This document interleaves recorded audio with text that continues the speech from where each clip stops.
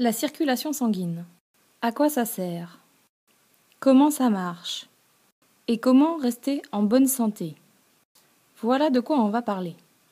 L'appareil circulatoire permet d'apporter ou de rejeter les substances nécessaires aux organes.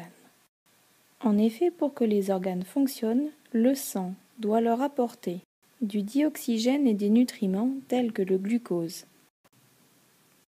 Il doit aussi récupérer les déchets produits par les organes, tels que le dioxyde de carbone ou d'autres déchets comme l'urée. L'appareil circulatoire est composé de deux éléments essentiels. Le premier sont les vaisseaux sanguins. Il en existe de différentes tailles.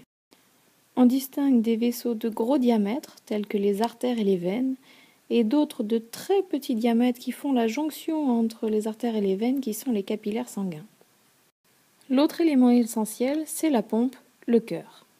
C'est un muscle capable de se contracter rythmiquement. Il est creux, ce qui lui permet de contenir du sang, et il est cloisonné. Il est formé de deux parties séparées, une à droite et une à gauche. Chaque partie est elle-même constituée de deux cavités, une oreillette et un ventricule. Le sang circule dans l'appareil circulatoire sans pouvoir s'en échapper.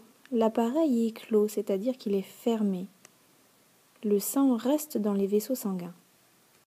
Le sang y circule à sens unique, grâce notamment à des valves qui sont présentes dans le cœur qui empêchent le retour en arrière du sang.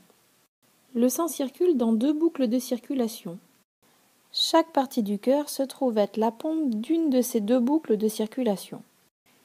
La partie droite du cœur, ici en bleu, envoie le sang au niveau des poumons qui revient dans la partie gauche du cœur en rouge. La partie gauche du cœur, ici en rouge, envoie, elle, à son tour, le sang au niveau de tous les autres organes du corps qui reviendra par la partie droite du cœur.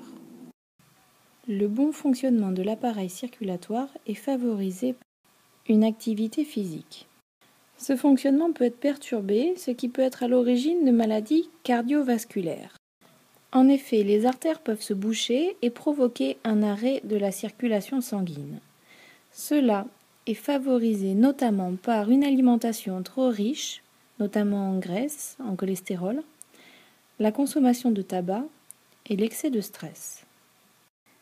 Voilà, vous avez tout compris sur l'appareil circulatoire.